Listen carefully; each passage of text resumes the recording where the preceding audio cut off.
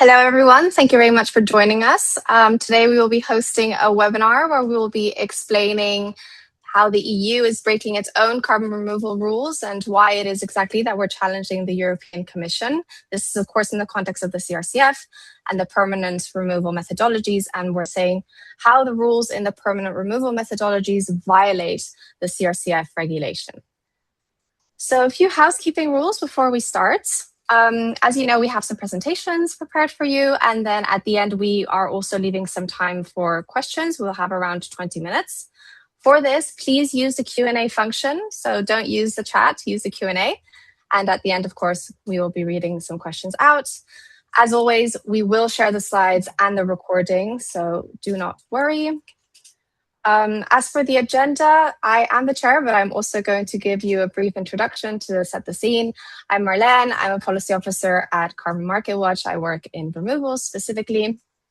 Next comes the real substance of the webinar. So what it is exactly that the Commission got wrong in its removal rules. For this, we first have Mary Booth, who is the Director of Partnership for Policy Integrity. And then we have Nola Donachie, who is the Managing Lawyer at Lifescape Project. And the second part of the webinar is going to explore the practical application of these rules. So what is the effect? What impact is it going to have on genuine climate action, on future climate action? We know that the 2040 package is coming up. So how is this going to affect that? And this part will be presented by Sophia Getzi, who is the Land Use Policy Officer at WWF EU. And then we have Martin Pigeon, who is the Forestry and Climate Campaigner at Fern. And then we have the Q&A and, of course, some closing remarks. So a bit of background just to set the scene, to make sure that we're all on the same page. This all starts with the carbon removal and the carbon farming regulation. It's the parent regulation. It's what sets the framework. It's what sets the quality criteria. And this was published in December 2024. In the meantime, the Commission created a carbon removals expert group. And within this expert group, there are many stakeholders. And the role is basically to help the Commission, advising it in the development of the methodologies. There are many methodologies, but today we're going to be talking about the permanent removal ones. These rules were eventually adopted by the Commission in February 2026. And then once it's adopted by the Commission, there is a 2-month period during which Parliament and Council need to either say yes or no to the rules. There was some resistance in the European Parliament, although the rules did eventually pass. And then there was a publication event, the eventual publication of these rules in April 2026. So then they took on the force of law. And so what we did in the meantime was we launched a request for internal review in June 2026.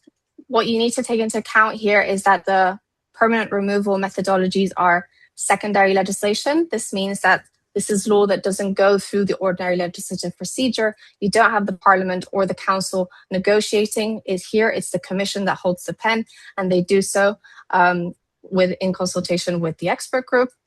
And so because of this, there is Aarhus Convention, but basically it's this procedure whereby environmental NGOs and members of the public, subject to certain criteria, can contest these rules, can say, hold on, I don't trust that these rules align with current EU environmental regulations, so I'm asking you, Commission, to review this. And in this case, the secondary legislation are the methodologies, and the EU environmental regulation is the CRCF regulation.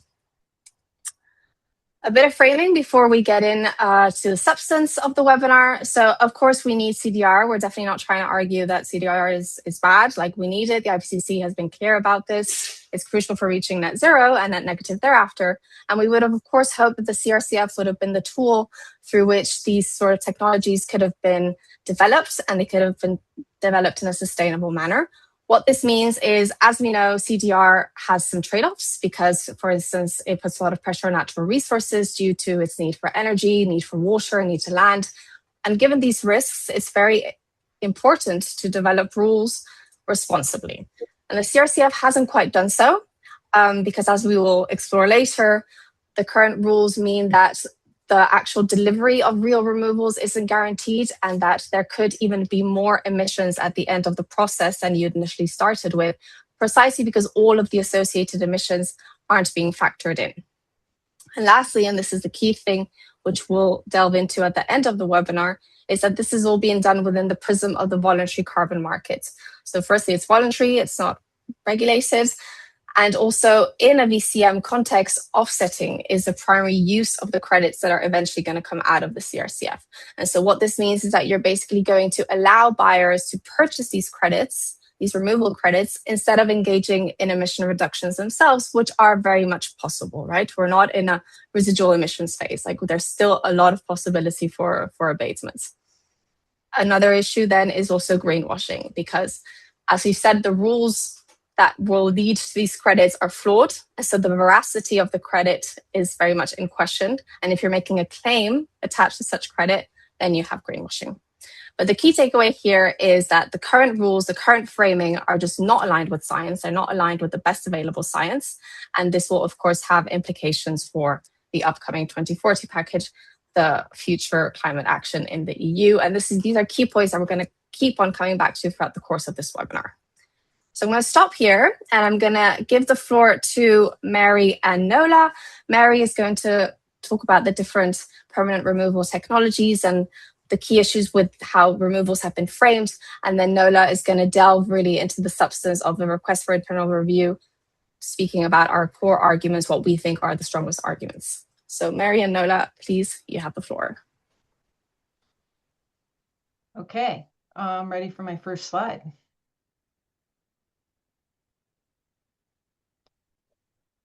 So I'm Mary Booth. I'm the director of the Partnership for Policy Integrity, and with the Lifescape Project, we constitute the Forest Litigation Collaborative, which is working on litigation that protects forests and fights back against false climate solutions. And I'm going to give you some science background, and then Nola will cover the arguments that we made. But essentially, what the Commission got wrong in its removals rules. To understand that, it's important to first take on the definition of a removal, which the regulation itself defines as anthropogenic removal of carbon from the atmosphere. So we're not just abating emissions, which the regulation also promotes, but actually taking CO2 that's already in the atmosphere and storing it somewhere else safely out of the atmosphere.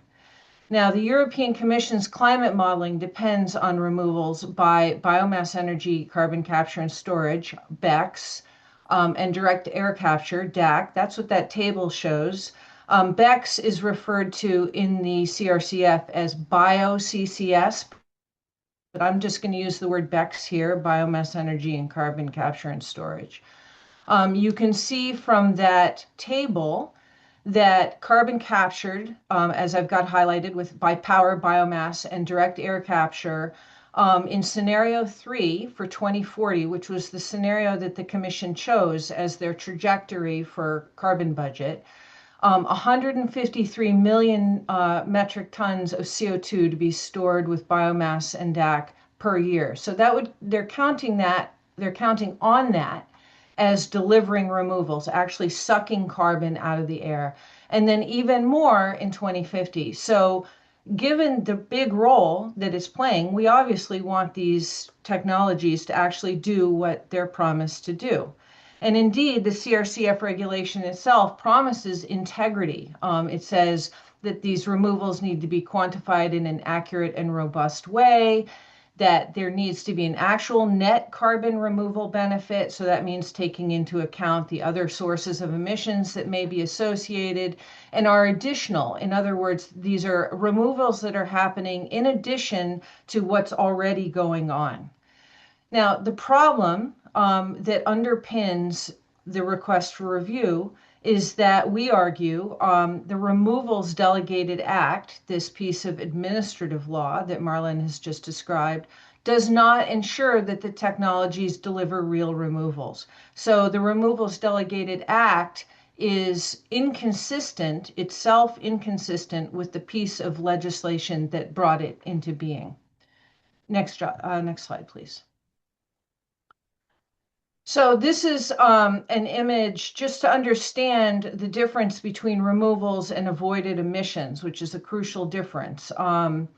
This is an image of the Stratos direct air capture project in Texas. Now, my understanding is that this project isn't yet finished, but this is an enormous carbon sucking machine that proposes to remove 500,000 tons of CO2 from the atmosphere per year, which really isn't that much when you consider the infrastructure that's being built here.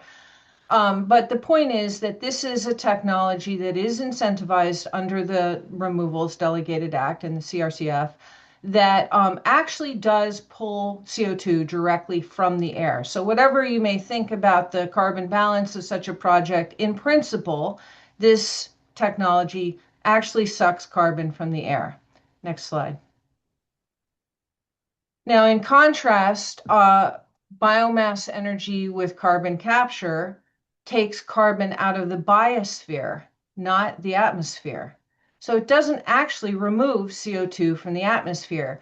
So I've got a diagram here showing forest carbon as the feedstock being burned, but of course it could be agricultural residues and forestry residues, but for agricultural residues really are not, or even energy crops, are really not being burned for heat and power very much. They're being used for liquid biofuels. But here we have the diagram showing that there's forest carbon. That forest carbon is harvested.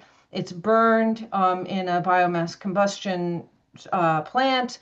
It's condensed. The CO2 is condensed. It's pumped underground. It's stored. And then what you have left is a forest with fewer trees in it. So there's no new removal of atmospheric CO2 that's occurred. What has happened is there's been a removal of biogenic carbon that's been put below ground, but nothing has been sucked from the atmosphere. And there are significant uncapturable emissions associated with this in the land sector. Now, of course, plants and trees can grow back and actually remove carbon from the atmosphere. But the key point to take on here is that at the time of storage, there's been no removal of CO2 from the atmosphere, even though it's counted as such. Next slide. Now, the same situation pertains for biochar, which is basically pyrolyzing wood and other materials to make a charcoal material that is then added to soils or incorporated into products, excuse me. That is also treated as delivering carbon removal, but it's the same problem. You've taken carbon that was in one form and you've put it into another form, charcoal, and you're spreading it around, but there's been no new removal from the atmosphere. Now, also, additionally, as you can see from this picture, there's significant potential for black carbon emissions, and black carbon is a known and a very important driver of climate heating. And that's something that the Delegated Act really doesn't consider in its impacts for black carbon. Next slide. Just to coming back to BECCS, I wanted to show a couple of pictures of plants that are that are planning to use BECCS. So Stockholm Exergy plant in Stockholm obviously relies on forest biomass that is taken from Swedish forests and also Baltic forests. These forests are literally subject to some of the worst forest management in Europe. Clear cutting is still extremely common. They're still clear cutting, old growth forests and primary forests, and sending that into a biomass plant and condensing the CO2 and pumping it below ground. It's just moving forests below ground. Likewise for Drax, which is in the UK, they've made a lot of noise about how they're going to do BECCS with biomass with carbon capture and storage. They were shown by the BBC to be sourcing biomass from British Columbia, logging old growth forests there. And the BBC did a really important expose on that. So this is an image from that expose. Next slide, please. In fact, the Intergovernmental Panel on Climate Change itself recognizes that relocating carbon doesn't remove CO2 from the atmosphere. In the case of harvested wood products, of manufactured wood products, they said they don't sequester carbon directly from the atmosphere. Carbon retained in the HWP pool was sequestered originally by above ground biomass. So this is exactly what we're saying. There's the original sequestration may have happened decades or even centuries ago. There's no new additional removal occurring. Next slide, please. So overall, the Delegated Act ignores significant emissions. The regulation itself calls for all emissions to be counted, and the Delegated Act was in charge of deciding how exactly that's going to be done. But the CRCF regulation says that a net carbon removal only happens when the activities removals exceed the baseline removals plus or minus any increase, and they say any increase in activity associated emissions. So you have to take into account what's happening already, and you have to take into account any increase in emissions that are associated with doing this thing, biomass, specs, whatever. And then you decide whether on balance there's actually been a removal from the atmosphere. But unfortunately, the Delegated Act excludes land sector carbon loss from both the baseline and associated emissions. So it treats baseline scenario as having zero removals. So if the activity is considered to have any removals at all, that's considered more than zero. And it doesn't count carbon loss from associated emissions in the land sector.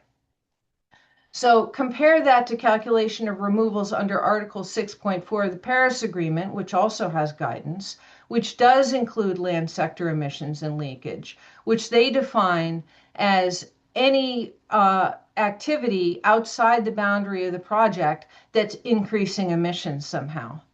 So Article 6.4 shows a way forward that basically does value the land sector losses. The Delegated Act, unfortunately, is not compatible with Article 6.4, so projects greenlighted under the Delegated Act might not even be consistent with Article 6.4. So in short, the Commission was responsible for putting in place guardrails in the Delegated Act that would ensure that the technologies are consistent with what the CRCF promises to deliver, which is real removals. But they didn't do that. And that's why we filed the request for internal review. Thank you, Mary. I'm going to start with a brief introduction to the request for internal review process, and then look at the key arguments that we've raised in our request and the next steps. For those who don't know, a request for internal review is an important legal review mechanism accorded to parties interested in environmental matters in the EU.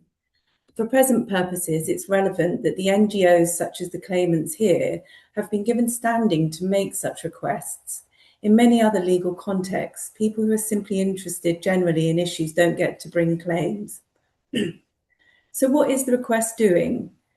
The first step is to highlight to the Commission itself what we see as the inconsistencies between the Administrative Act and the piece of environmental legislation which sits above it.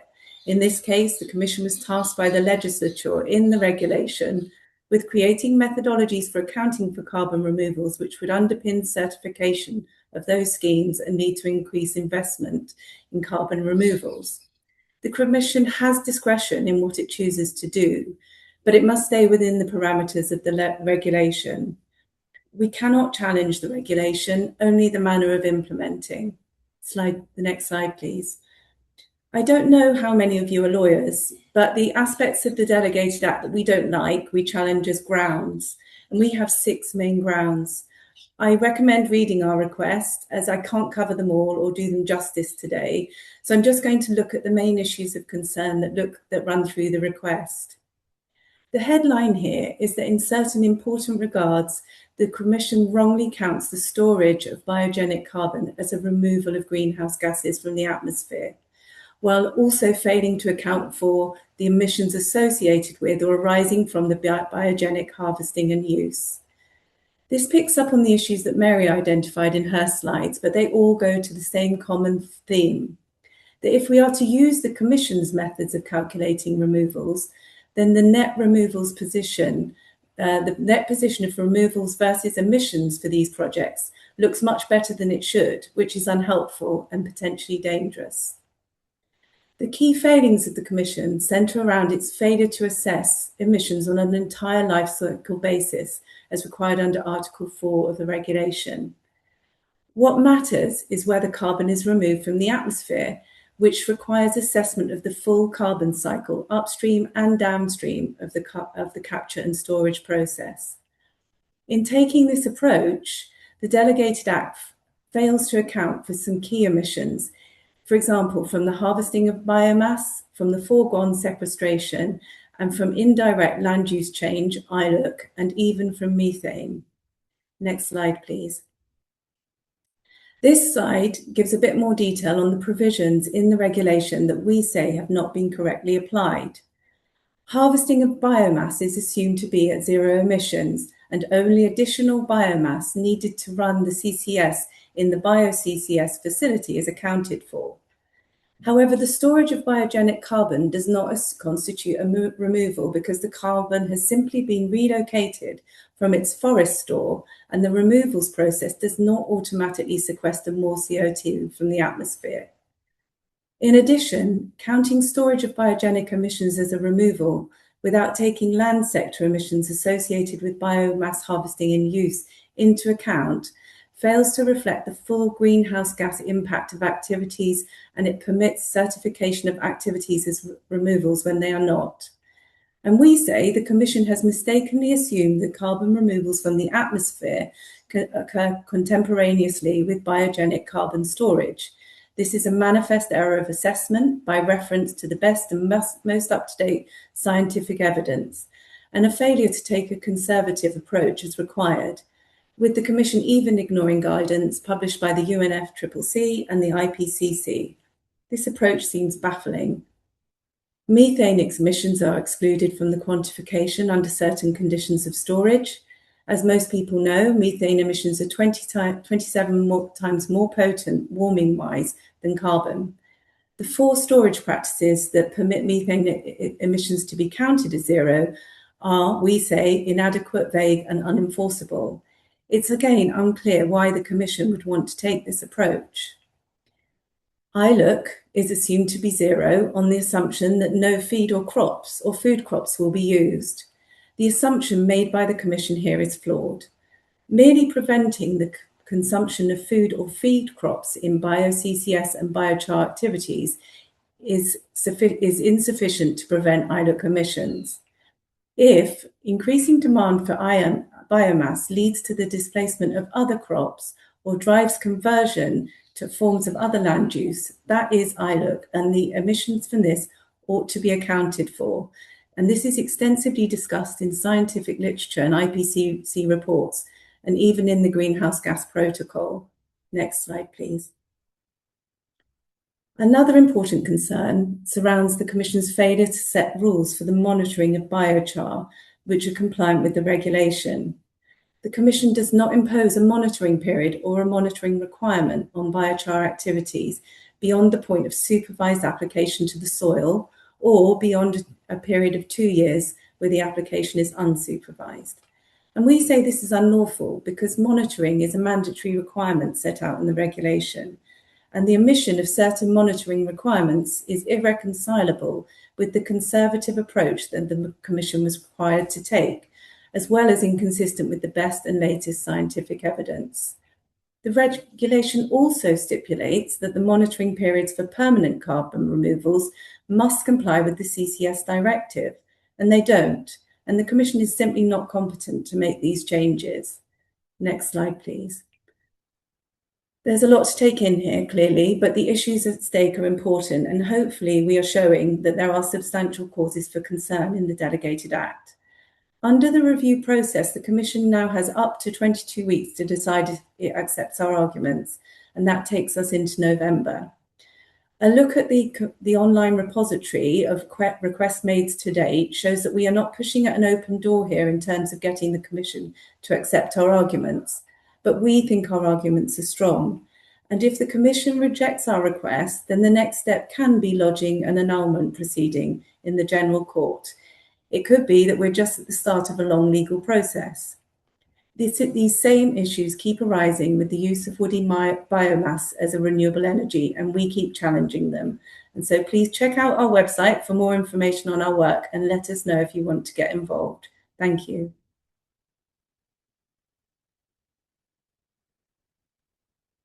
Okay, thank you very much both for breaking this down. Mary, for explaining this difference between biogenic sequestration, atmospheric sequestration, the fact that we've ignored that the CO2 that biomass has absorbed is original. It's not that there's necessarily anything additional there. The issues with not taking into account the emissions in the land sector. And Mary, Nola, thank you also for breaking down the core arguments of our request for internal review. It's clear that the Commission has exceeded in its competence and it's not followed the best available science. We did earlier post in the chat the request for internal review for those of you who are brave enough to read this. And of course, we appreciate that this topic is quite technical, so do not hesitate to ask questions in the Q&A, even if it's just clarification questions. Okay, we're now going to move on to the second part of our webinar. We first start with Sophia Getzi. She's going to explain the impact that this will have on the ETS, because as we know, there's a possibility that these permanent removals get integrated into the ETS. And then we have Martin, who is going to give us somewhat a reality check on removals, going to explain what the limitations are, the consequences it has for people and for nature, and of course, these broader issues around offsetting that we were mentioning at the beginning. So with that being said, Sophia, you have the floor. Thank you, Marlene, and thank you, Nola and Mary, for introducing also these requests that we've launched. And it was a lot of work, so we do hope that it will have some impact. But in case it doesn't, in the worst case scenario for us, of course, we have already started thinking what are the policy implications. So in around 5 minutes, I would like to explain to you what is the first policy implication that we see if this is going to go forward. And the most important one is the fact that it will most likely undermine the EU emission trading system. So next slide, please. So just to give you a little bit of an overview, but I think most of the people in this webinar are totally aware of these policy developments. The ETS reform is expected to be presented on the 17th of July. It's currently in inter-service consultation, so it might very well also be delayed due to some developments within the Commission. There are several legal bases on which the Commission is working on regarding the mandate of basically assessing whether and how permanent CDR should be integrated in the EU emission trading system. We can see that in the 2040 climate targets, in the ETS directive itself, and even in the recitals of the CRCF. Or maybe an important legal basis that I would like you to focus on is the fact that the ETS directive precisely writes in its provision that if appropriate, the Commission should be considering safeguards for making sure the integration does not lead to offsetting of emission reductions. So with that in mind, and with what was explained by Nola and Mary in the previous part of this webinar, I would like to give you maybe a little overview of 3 points of why we think that would be absolutely a bad idea. So as I said before, integration is not a given yet. However, it might well happen. And if it does happen, why is this a bad idea? First of all, because of the explanation that we already heard, the CRCF methodologies are deeply flawed. We expect permanent CDR to be integrated. If to be integrated, it would probably rely on the CRCF methodologies because those are the only EU-level methodologies that we have at the moment. However, as it was explained by the colleagues already, these will basically include activities that might add up to the atmosphere instead of removing. And obviously, this is very much against the whole objective of the EU emission trading system, which is to lead to emission reductions in the sector.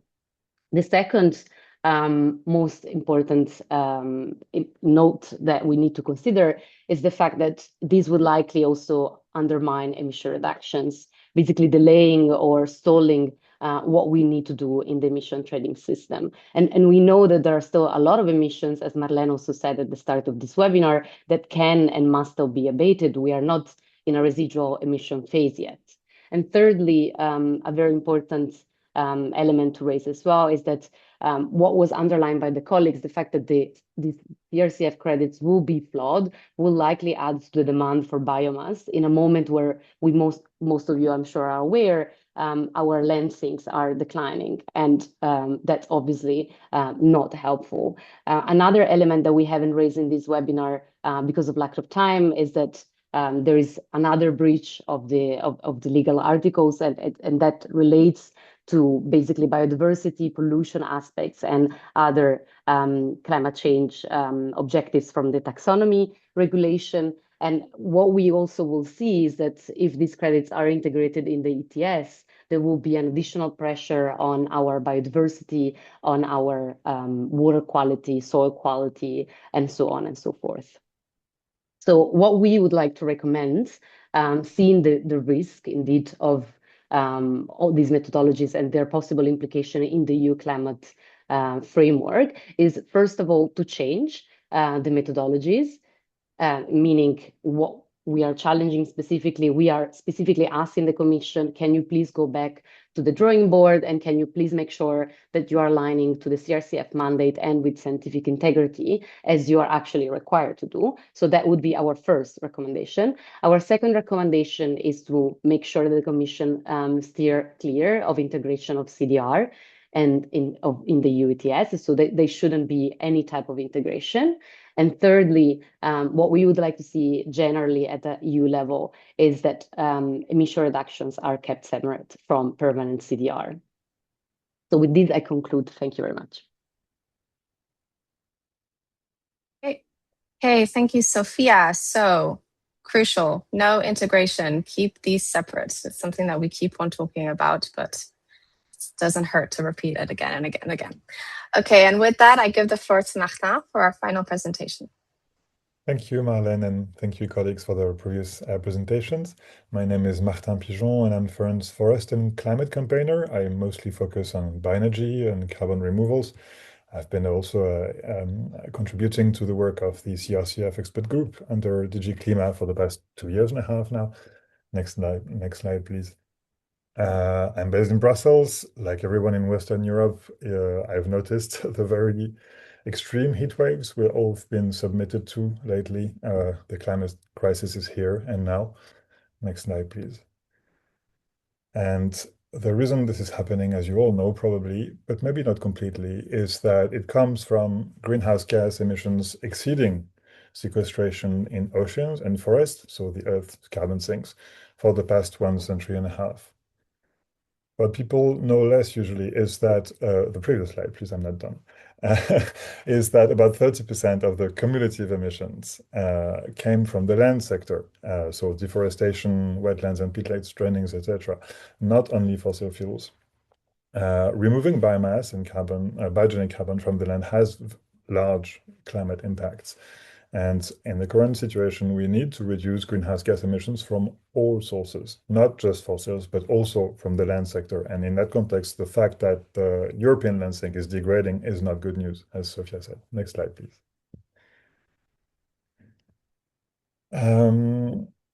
Some leading climate scientists are starting to panic because emissions reduction is not happening at the global level. In that context, removing CO2 from the atmosphere on a massive scale is now needed in addition to emissions reduction, they say. Next slide, please.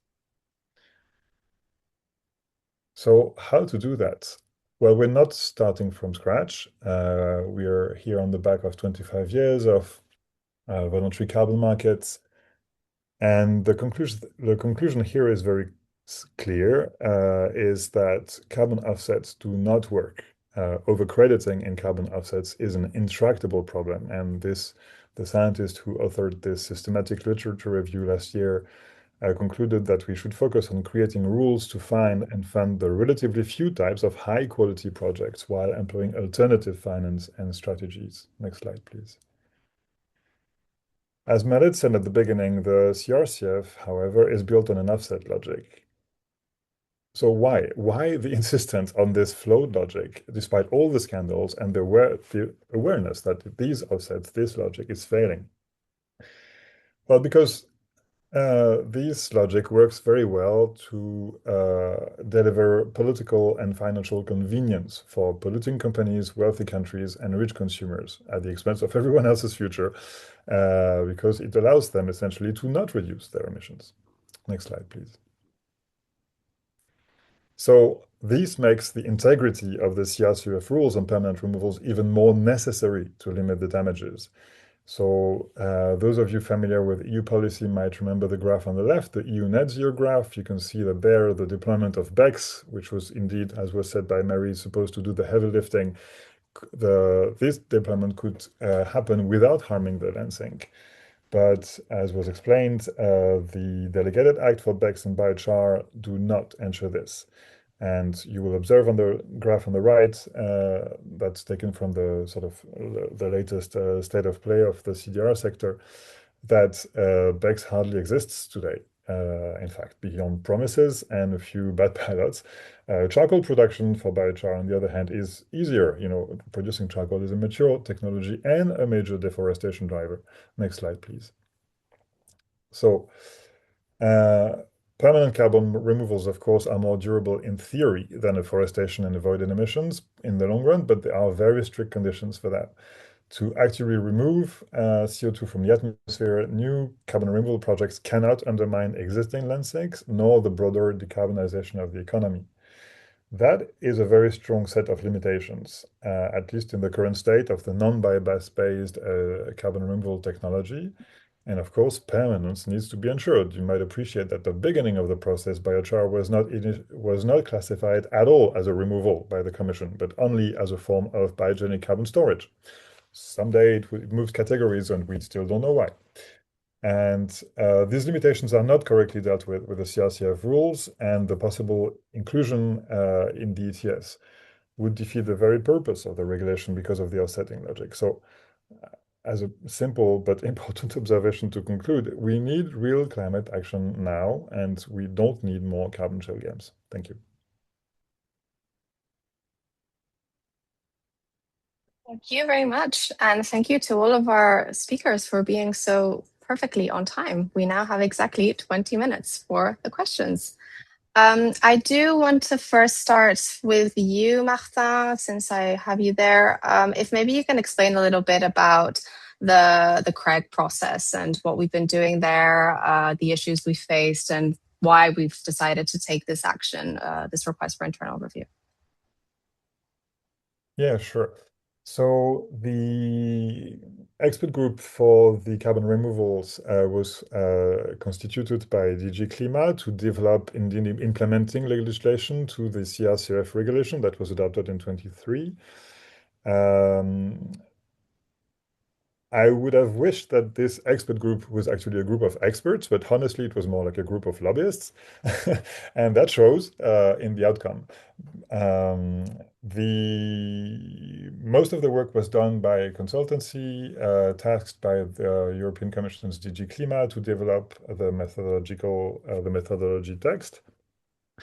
It took a long time. We went through several iterations all along the process, mostly environmental NGOs like Carbon Market Watch, Fern, and others, reminded the Commission about the points we just said. Like, yes, we need CDR. No, you cannot do it without looking at the land sink. No, you cannot, impair the decarbonization of the economy. And unfortunately, we were not sufficiently heard. I won't say that we were not heard at all. There are a few safeguards that were included in these methodologies, but they are absolutely insufficient.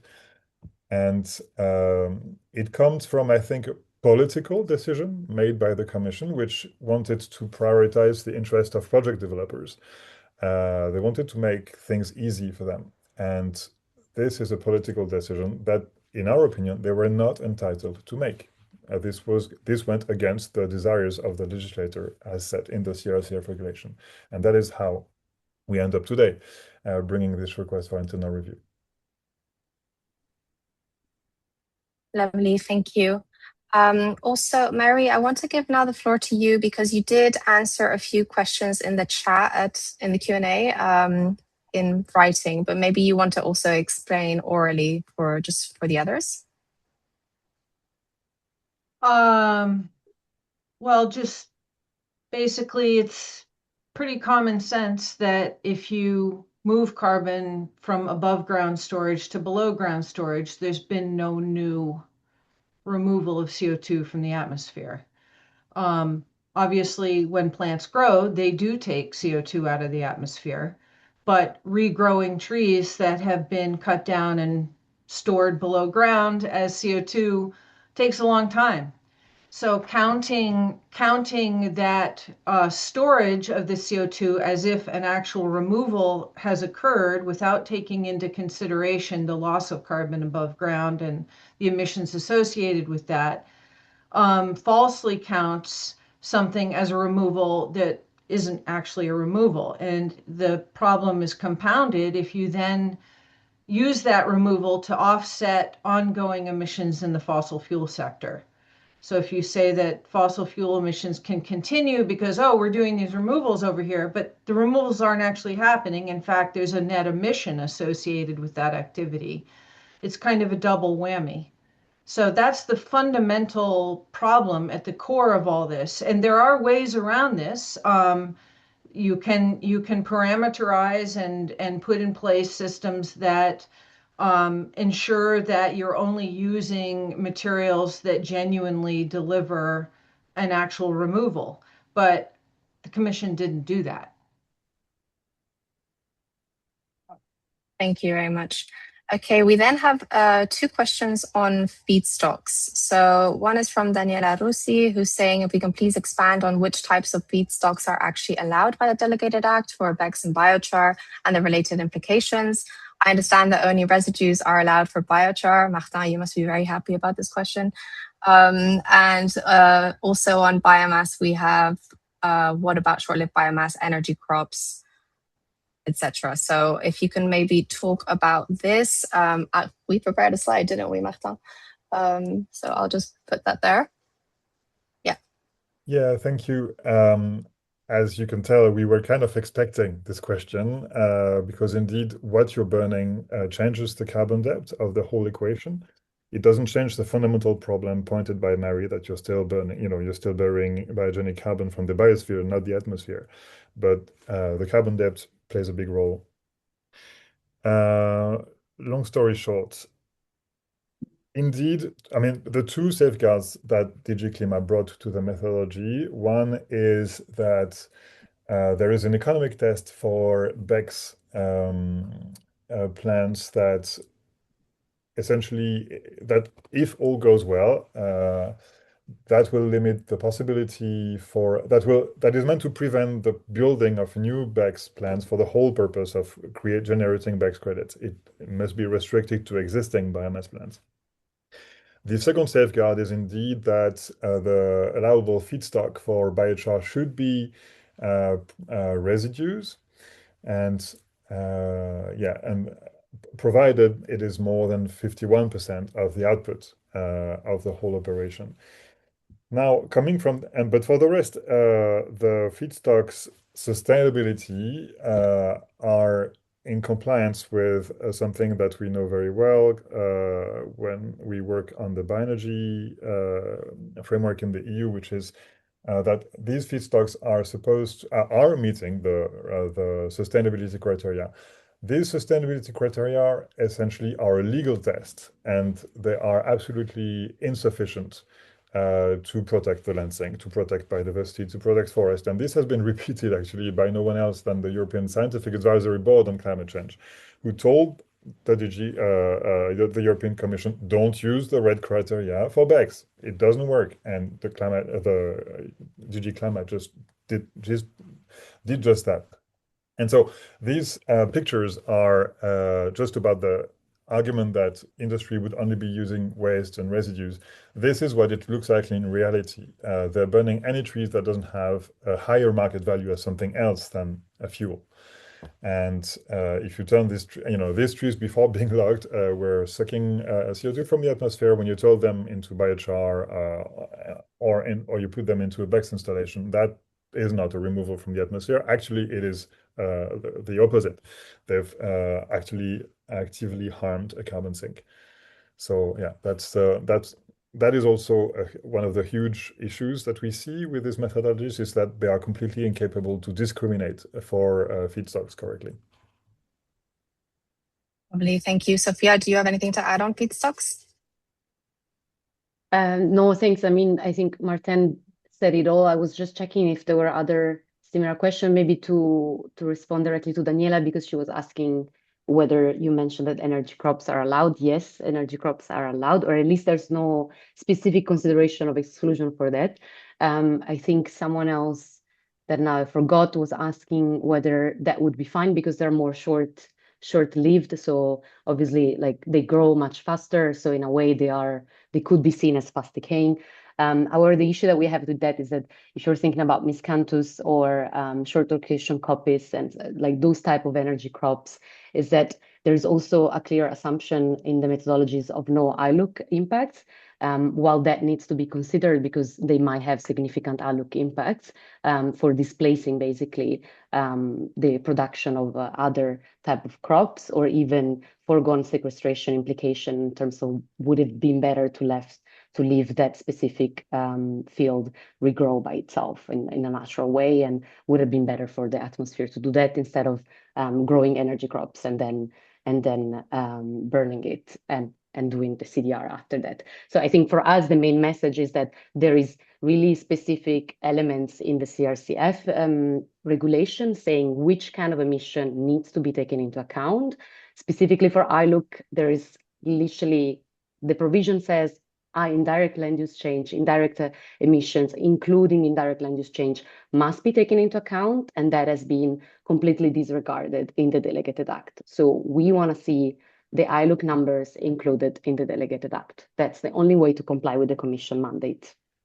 Thank you. Thank you, very clear. And Sophia, while I have you, is there any way that CDR integration in the ETS could preserve integrity? Honestly, $1 million question. I think not. I think most of the NGOs in this panel today, we think not. We might very well be confronted with the possibility if the Commission will propose something like that. But we truly believe there's no way to preserve its integrity by integrating. Integration, if it has to happen, maybe the only, let's say, better way would be to do an indirect integration.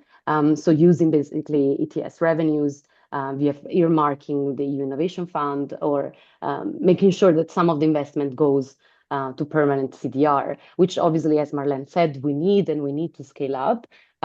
However, the integration in the ETS is not the right way to do it. I mean, another issue that we see is that these type of technologies are very expensive.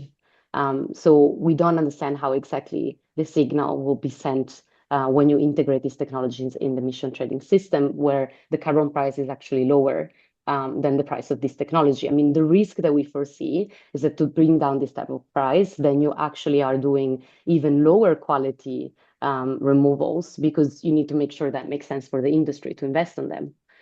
So it's really a can of worms. And for us, the answer would be do not do any integration. Indeed. Thank you very much. And we do talk in our CMW, we have our cool down proposal where we have basically proposed on how we can scale permanent removals in a sustainable way. So don't hesitate to check that out. There's also a question. Oh, on the scheduled reviews of the CRCF regulation. Okay, well, I can answer that. There is a review coming up Q4 of 2026. And permanent removal methodologies, there is a provision in the delegated act saying that at least every 4 years the rules therein need to be revised to sort of align with most recent science. The review of the CRCF regulation, I think, is really the opportunity to actually align the CRCF with Article 6 standards. So this is something that Mary was mentioning before, right? That currently it's just really not aligned. Article 6 is far superior. And there is actually a really good report by OPO Institute who does the analysis of the Article 6 standards and the permanent removal methodology. So we really think that should be the crux of the review. And there are, of course, other topics that are perhaps more relevant for carbon farming. So I won't really get into that now. Now I'll talk about other questions.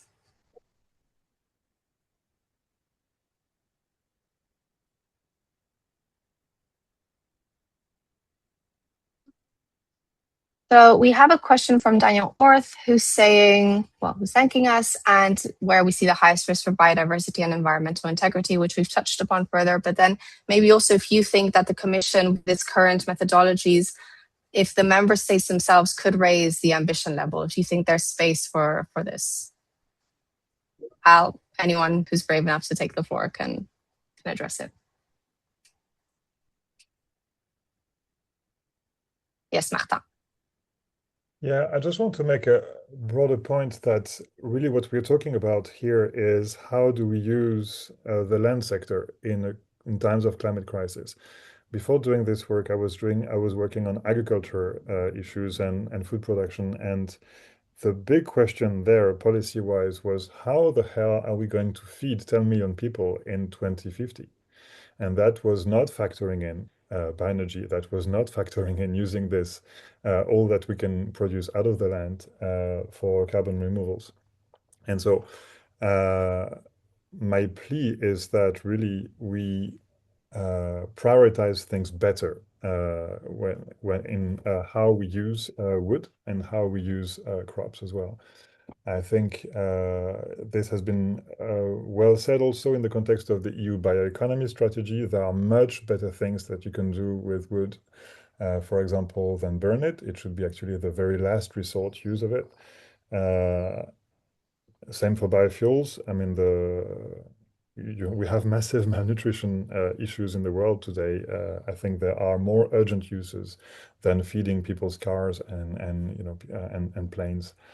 So yeah, it's a sort of a broader point, but we cannot power the energy needs created by the fossil economy with biogenic carbon. That is impossible. Choices need to be made, and yeah, if these choices are not made correctly, it means that what is going to be expanded is nature itself, and that the very resilience actually of our life support system. So I would really hope that we are able to make better choices in this space and to look at these issues the way they should be. Thank you. There was also a question on methane, but I'm struggling to find it now. I think, Mary, maybe you can come in and explain. Okay, yes. So the methane emissions not being accounted for under certain conditions of storage. If you could explain that further. Sure. The methane emissions from wood piles and biomass storage and transport have been well documented anecdotally. There's not much understood about how big a problem this is generically. The provisions in the Delegated Act basically say you don't need to worry about methane emissions from stored chips and that kind of thing, as long as you meet certain conditions of storage, which really weren't validated in terms of the scientific literature. The impact assessment that the Commission conducted didn't even look at methane from storage. So there's no record of what scientific sources they assessed to put those guardrails in place. And we thought the guardrails were not adequate, so we included that in the request for review, and we'll be very interested to see their response. Lovely, thank you. And I think there was also a question that saying that it seems that we're being very critical of the Renewable Energy Directive rather than focusing on the CRCF. Or rather, why are we focusing on the CRCF instead of the RED? I think anyone can answer this question. Yes, Sophia. Yeah, thanks. I mean, it's obvious that we are very critical of the Renewable Energy Directive, and in a way, if you allow me, the CRCF methodology that there, it's the baby of the RED. I mean, it relies on the RED, but to be clear, and we specified it multiple times, we are not challenging the RED here. We're not challenging the CRCF. We're challenging the Delegated Act that is relying on certain rules. The reason why the Commission says they are relying on the RED is because of a specific article in the CRCF regulation, which is Article 7, where it's mentioned that there should be some level of compliance with the Renewable Energy Directive. However, what we argue in the request for internal review is that it's explicitly written in the provision that the reliance on the sustainability criteria of the Renewable Energy Directive are a minimum requirement, and that it doesn't supersede the other provisions in the CRCF, namely Article 4 of the CRCF, which provides for quantification methodologies and specific emissions that need to be taken into account, namely biomass harvesting, direct and indirect emissions, and so on and so forth. And those emissions are not included in the RED. So the reliance on the RED just doesn't suffice to comply with the CRCF mandate. So yes, we are very critical of the RED, but here we're really challenging what the Commission was entrusted to do and what the Commission didn't do in reliance to the CRCF regulation itself. Okay. Thank you very much. Well, we have 1 minute to go, so I think we will wrap up the Q&A here. But in any case, thank you very much for attending, and thank you very much to the speakers for their excellent presentations, and to the audience for bearing with us and for asking these very, very pertinent questions. We will be sharing the slides and the recording after, of course.